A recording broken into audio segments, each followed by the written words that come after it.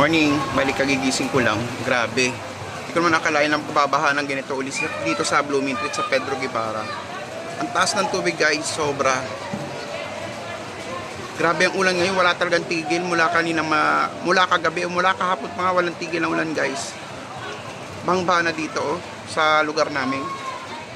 Itong palengke ng Blooming Treat, bahana. Pakita ko sa inyo guys.